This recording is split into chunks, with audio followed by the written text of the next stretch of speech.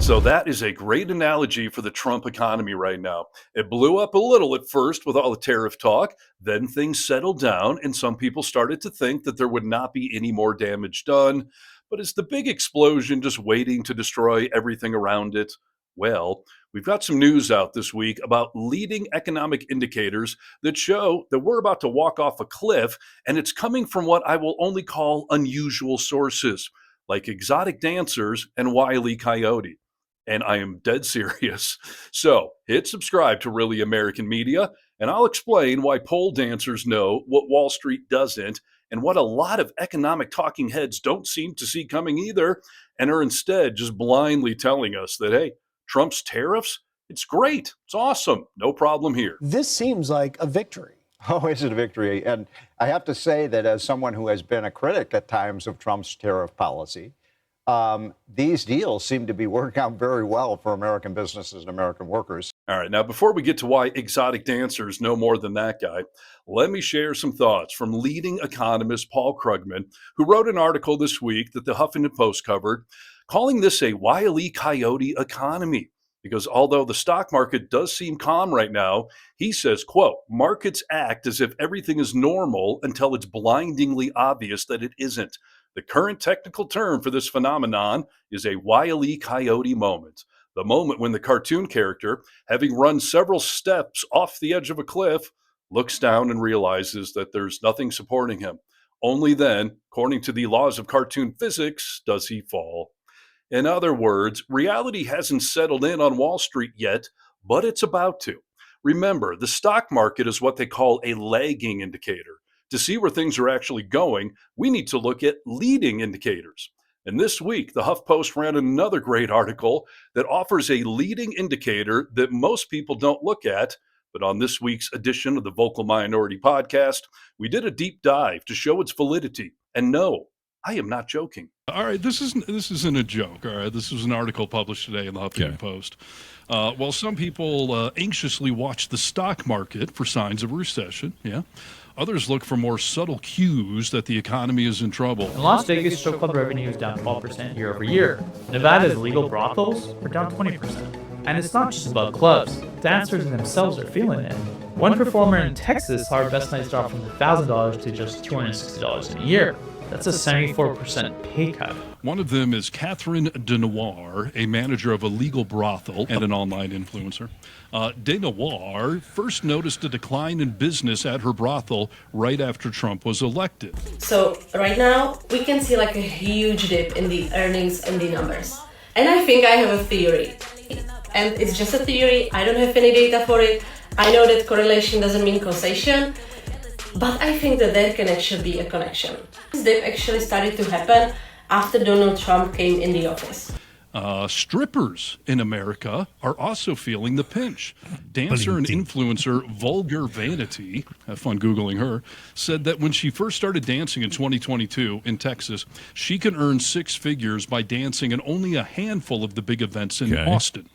She just said that, quote, I didn't even bother working South by Southwest because I went in on the first night to the club. It was completely empty. I made no money at all. But like I'm literally still sitting down with all my homegirls and we're all just reminiscing what the club was like 2 years ago because they are stronger soldiers than I am. They have stuck it out this whole time. It was way funner 2 years ago. It was way easier 2 years ago. People were actually spending money. Like now it feels like we're pulling teeth. There's an actual thing called the Stripper Index. And David Kindness, a certified public accountant and financial expert, says that when tips slow down and foot traffic thins out, it often means that people are holding on to their extra cash, a sign that a recession is coming. That's fascinating. This isn't a new phenomenon. Back in 2008, strip club owners saw corporate clients vanish months before the recession hit the headlines. Even during the Great Depression, the adult industry's fortune shifted ahead of the official numbers. Why? Because these businesses run on pure optional cash. People get nervous, they stop spending here first. While economists debate lagging indicators like GDP and unemployment, the stripper index is a leading indicator. It shows you what people are feeling right now. That's fascinating. And I think it probably has a lot of scientific value to it because, They always talk about, oh, are you going to have any disposable income to spend? I mean, that is the key of disposable income. Like, let's go out and see some strippers and shoot dollar bills out of a gun. You know, like, that's disposable income. So they're not seeing any, huh? RCI Hospitality is the largest publicly traded company that owns and operates Gentlemen's Club, and it's down negative 35% year to date. So take it how you want. Yeah, you're spot on. I mean, stripper money is the definition of disposable money.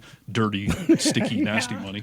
So yeah, if people are going out and spending less or not going to the clubs as much, and by the way, I'm in Nevada. We have seen the numbers in Vegas go dropping down. Lake Tahoe's numbers have been up and down. Like, Canadians are boycotting a lot of America. I mean, tourism is down. Let's take a look at Las Vegas again. Gaming revenue dropped 13% this February, but strip club revenue has been sliding for months. So next time you hear economists arguing about whether a recession coming, maybe skip the cable news, skip social media, just hit up a strip club.